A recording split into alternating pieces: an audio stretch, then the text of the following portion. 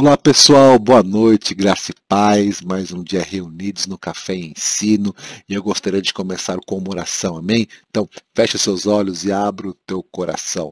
Ó Deus Pai, nós te louvamos, te agradecemos por essa noite, por estarmos aqui reunidos para receber do teu alimento espiritual, e por isso, ó Deus Pai, nós te pedimos em nome de Jesus, que o Senhor nos perdoe os nossos pecados, que nada nessa noite impeça o agir do Espírito Santo na vida de todas as pessoas que estão aqui reunidas neste estudo.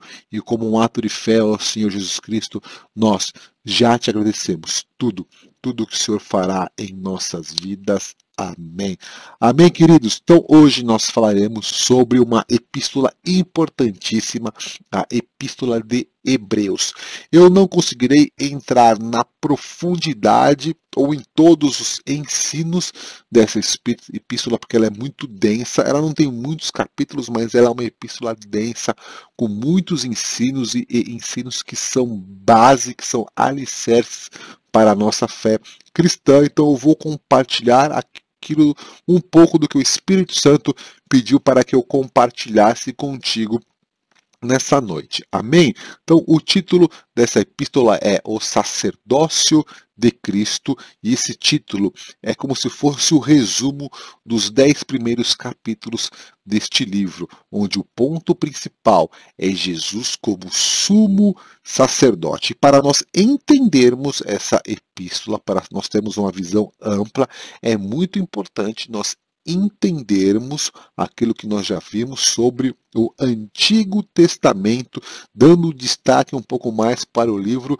de Levítico, onde foram estabelecidas as leis, onde foi estabelecido o tabernáculo de Moisés, o processo de sacrifício até a chegada ali do sumo sacerdote no Santo dos Santos, pedindo perdão para o povo. Então eu preciso entender esse contexto, além de entender a importância dos profetas e de outros ali no Antigo Testamento, porque neste livro o autor dará o verdadeiro sentido do que aconteceu no Antigo Testamento. Então foi uma epístola escrita para os hebreus cristãos.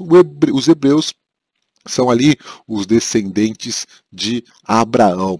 Então, o que estava acontecendo ali? Os hebreus cristãos estavam sofrendo uma perseguição muito grande da comunidade judaica, ou seja, dos próprios hebreus, porque teve os hebreus que continuaram na sua fé até Jesus Cristo, ou seja, eles não acreditaram em Jesus Cristo, e teve os hebreus que passaram a acreditar em Jesus Cristo. Então, esses que acreditavam em Jesus Cristo estavam sendo perseguidos pela comunidade judaica.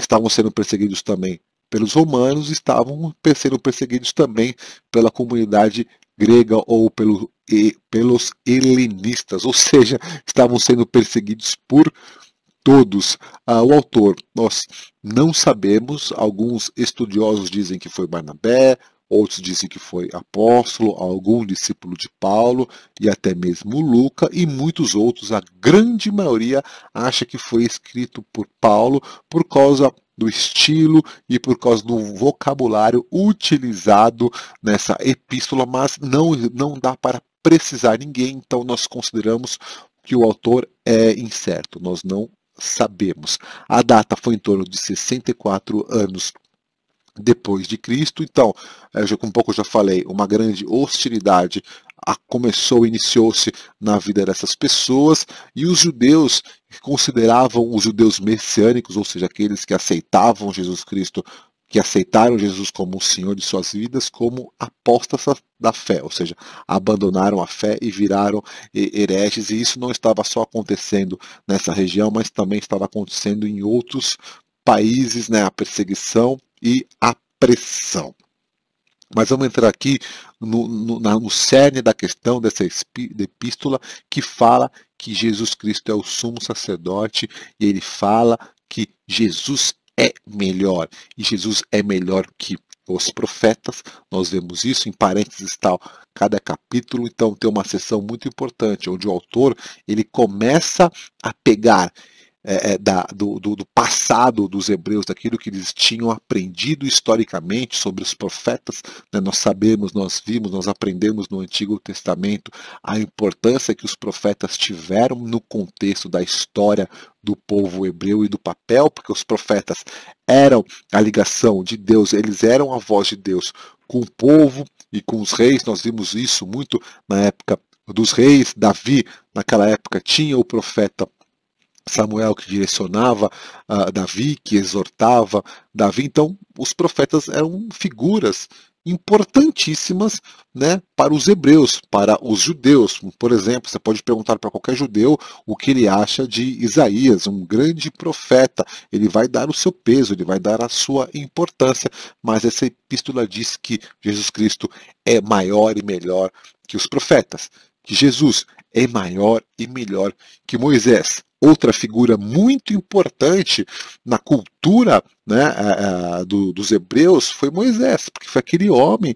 que liderou o êxodo, foi aquele homem que enfrentou o faraó, lógico, com o direcionamento de Deus, mas guiou o povo pelo deserto até o saindo do Egito, chegando até o Sinai e depois levando eles até Cades Barneia, onde eles quase que entraram na terra prometida pela primeira vez. Então, Moisés é uma figura muito importante para o povo hebreu, mas o autor diz que Jesus Cristo é maior e melhor que Moisés, e os sacerdotes são aqueles homens, né, da linhagem de Levi, que trabalhavam no tabernáculo, cuidando do sacrifício para que Deus perdoasse os pecados.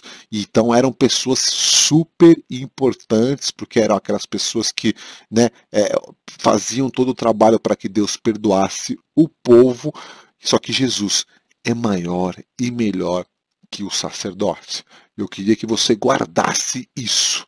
Jesus é melhor e maior do que qualquer pessoa que você admira, que você conhece. Eu gostaria que você fizesse um exercício. Se algum dia alguém te perguntar quem que é o teu ídolo, não fale pessoas, não fale atletas, não fale empresários, não fale.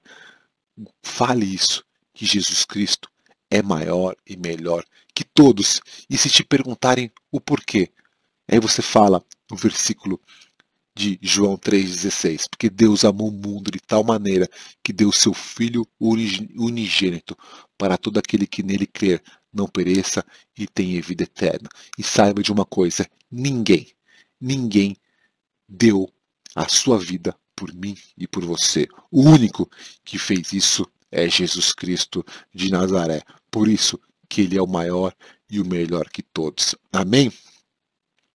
Um outro ensinamento muito importante, que seria a segunda mensagem da aula de hoje, é que a salvação, ela é um processo. Ela tem um ponto de início. Quando nós aceitamos Jesus Cristo como Senhor de nossas vidas, quando nós cremos que Ele é o Senhor e que Ele ressuscitou dos mortos, aqui nós podemos dizer que é o ponto de início. E depois disso é um processo, ela cresce e ela se desenvolve. Não é do dia para a noite o processo de salvação. Nós não podemos fazer nada para ser salvos, ou seja, quem teve que pagar o preço foi Jesus Cristo na cruz, nessa data que nós comemoramos agora de Páscoa, quando ele foi crucificado, quando ele morreu e quando ele ressuscitou dos mortos. Isso a gente não tem o que fazer, não serão as nossas obras, mas nós estamos num processo, dia após dia, através do agir do Espírito Santo de Deus em nossas vidas, buscando a santificação até a volta de Jesus Cristo. Por isso, a fé no Senhor Jesus Cristo, a fé cristã, não é uma corrida de 100 metros, é uma maratona, dia após dia, trabalhando, sendo trabalhado, sendo exortado, sendo corrigido pela palavra de Deus, e isso nos leva à perfeição e nos leva à maturidade. Eu gostaria de ler um verso que inicia isso, né? Tudo isso está bem detalhado ali no capítulo 12 de Hebreus, mas o primeiro verso desse capítulo diz o seguinte: portanto, uma vez que estamos rodeados de rodeados de tão grande multidão de testemunhas, livremo-nos de todo o peso que nos torna vagarosos e do pecado que nos atrapalha, e corramos com perseverança a corrida que foi posta diante de nós. Então aqui, o que a gente tem falado, que é a base, né, para as nossas vidas, né? Nós temos que abrir mão de tudo aquilo que nos atrapalha a corrermos essa corrida, que é o quê? Que é o pecado. E que a gente corra essa corrida, a corrida da fé com perseverança. Um pouco do que eu já disse, né? A fé em Deus, a fé em Jesus Cristo, a vida do Filho de Deus é perseverando. Dia após dia, terão dias de luta, terão dias de desafios, mas Deus está fazendo isso em nós para que a gente amadureça, para que a gente tenha mais maturidade, para que a gente se aperfeiçoe na fé. Os desafios, as tribulações acontecem em nossa vida, principalmente por dois motivos. Um, que quando a gente peca, a gente sofre as consequências desse pecado. Davi pecou, sofreu as consequências. Moisés pecou e sofreu as consequências, então não tem como. Ou simplesmente por um tratar e por um agir de Deus para nós termos mais maturidade. Se pecou, pedimos perdão para Deus, Ele perdoa, passamos pelo processo que temos que passar e nos tornamos pessoas melhores, filhos de Deus melhores. Ou aquilo que Deus quer que a gente passe, que a gente sofra, assim dizendo, num português bem claro, para quê? Para que a gente amadureça. Mas Deus continua sendo Deus e esse Deus ama a minha vida e ama a sua vida e tem o melhor para mim e para você. Amém? E a última parte da aula de hoje, uma parte super importante, e eu queria deixar aqui como lição de casa. Quando acabar a aula de hoje, eu prometo terminar mais cedo. Leia o capítulo 11 deste livro de Hebreus, que é os heróis da fé. Se você ainda não entendeu o que é fé, se você ainda não entendeu quais atributos que você precisa ter sobre fé, leia esse capítulo, porque este capítulo trará exemplos claros da Bíblia de quais foram as atitudes que diversas pessoas tiveram que foram reconhecidas como heróis da fé. Leia e medite. Então nós veremos pessoas desde o Antigo Testamento que o autor trouxe para ser exemplos para nós de como ter fé, como que nós temos que agir para ter fé. Eu vou ler algumas passagens, amém? Está na tua tela. Eu começarei com Hebreus 11, de 1 a 3. A fé mostra a realidade daquilo que esperamos. Ela nos dá convicção de coisas que não vemos. Pela fé, pessoas em tempos passados obtiveram aprovação. Pela fé, entendemos que todo o universo foi formado pela palavra de Deus. Assim, o que se originou-se daquilo que não se vê. Então veja que a fé, ela é muito mais do que a razão da sabedoria, porque a sabedoria do homem não entende e não entenderá as grandezas de Deus. O que significa isso? A ciência pode nos mostrar, nos ensinar muitas coisas, mas ela nunca nos mostrará e ensinará quem que é Deus. E aqui alguns exemplos, 2 exemplos simples. Vocês devem conhecer essa história, mas exemplos simples do que na prática significa a fé. E o primeiro exemplo que eu quero compartilhar nessa noite é o de Abraão, que está lá em Hebreus 11, 8. Por isso que eu pedi que você leia esse capítulo nessa noite. Veja só, pela fé, Abraão obedeceu quando foi chamado para ir a outra terra que ele receberia como herança. Ele partiu sem saber para onde ia. Relembrando, Deus falou para Abraão: Abraão, levanta a tua caravana, sai da terra de seus pais e vai para a terra que eu te mostrarei. E Abraão obedeceu, sem saber para ele onde ele ia, sem saber qual era o destino. Simplesmente obedeceu porque ele tinha fé. Eu te pergunto nessa noite, você tem obedecido à palavra de Deus porque você tem fé? Ou você tem obedecido porque você está precisando de algo? Ou você tem questionado para depois obedecer? Saiba que a fé não é questionar a Deus. E eu vou dar um exemplo. Deus pediu para Noé construir a arca. Em nenhum, veja que pedido fora da razão humana, fora do entendimento do homem. E o que Noé fez? Construiu a arca durante anos, anos e anos e anos, construindo a arca. E a Bíblia não diz em nenhum momento que Noé murmurou e que Noé questionou a Deus.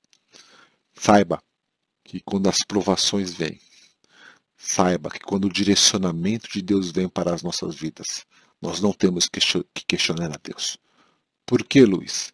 Porque o que Deus está fazendo em nós é muito maior do que nós podemos imaginar. Aquilo que Deus tem para a minha vida, aquilo que Deus tem para a sua vida é muito maior do que nós podemos imaginar. A razão humana não vai entender os planos de Deus para as nossas vidas, que são maravilhosos. O que Deus tinha para Abraão era grande, era maravilhoso, além do entendimento e da razão dele. E Abraão simplesmente foi, porque ele tinha fé em Deus. Outro exemplo disso, de uma fé poderosa, é de Sara. Pela fé, até mesmo Sara, embora estéril e idosa, pôde ter um filho. Ela creu que Deus era fiel para cumprir a sua promessa. Você que é mãe deve entender isso daqui. Ela era estéril e idosa, ou seja, hoje em dia, com a evolução da medicina, já é quase que impossível uma mulher estéril e idosa ter um filho. Imagine naquela época, há milhares e milhares de anos atrás. Impossível. Mas essa mulher teve fé. Ela acreditava em Deus. E ela gerou uma criança. O filho da promessa. Porque ela teve fé. Saiba, você que está me escutando nessa noite, você só precisa ter fé em Deus para você viver o sobrenatural de Deus. Só que a fé em Deus, ela não é a fé em Deus, ela não questiona Deus quando vai acontecer o milagre. Ou por que precisa passar esse processo. A fé simplesmente obedece, porque ela tem a convicção das coisas que não se podem ver, que nem nós lemos no primeiro capítulo. Se você tiver esta convicção na palavra de Deus, e se tiver essa convicção que você acredita que as coisas vão acontecer, mesmo que o cenário ao redor pareça impossível, você está no caminho do milagre. Por isso que mais uma vez eu te encorajo nessa noite. Leia esse capítulo. Tome posse desses exemplos de pessoas que tiveram fé. Porque Deus ele se agrada do coração contrito. Deus se agrada do coração que não questiona Ele, que não duvida do poder dEle. Porque isso é fé genuína. Só o que acontece em nossas vidas, muitas pessoas, por causa do histórico, da história de vida, do aprendizado, muitas pessoas apanharam muito, né? Termo popular, apanharam muito da vida por diversos motivos, fecharam o seu coração. Mas eu oro para que o Espírito Santo nessa noite quebre as cadeias, te tire da prisão da falta de fé e que você siga o exemplo destes homens e mulheres que são os heróis da fé, para que você viva o sobrenatural de Deus.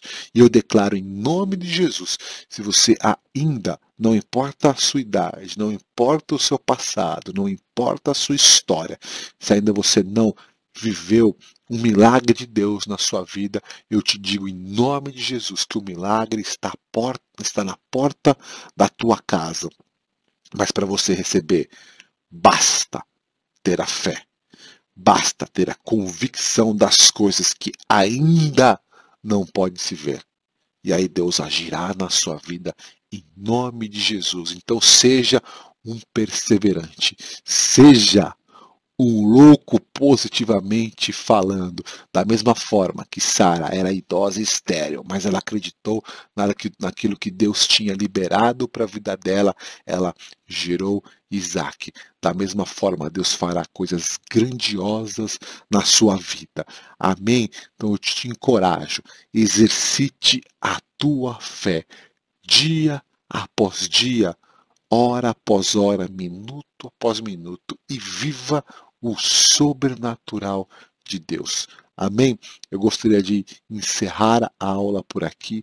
Eu gostaria de fazer uma oração nessa noite. E vamos clamar para que o Espírito Santo de Deus mude a nossa forma de pensar e de encarar os desafios, crendo que nós estamos passando num processo e que se nós perseverarmos e se nós passarmos por esse processo com o coração agradecido, que é fé, nós viveremos o sobrenatural de Deus. Amém? Então, feche os seus olhos. Ó Deus Pai, em nome de Jesus eu te louvo e te agradeço por tudo que o Senhor tem feito e nós te pedimos essa noite, Espírito Santo de Deus, aqueça os nossos corações, derrame do teu dom de fé em nossas vidas para que a gente viva o sobrenatural de Deus. Pai, em nome de Jesus, te pedimos perdão toda vez que nós duvidamos do teu poder, toda vez que nós questionamos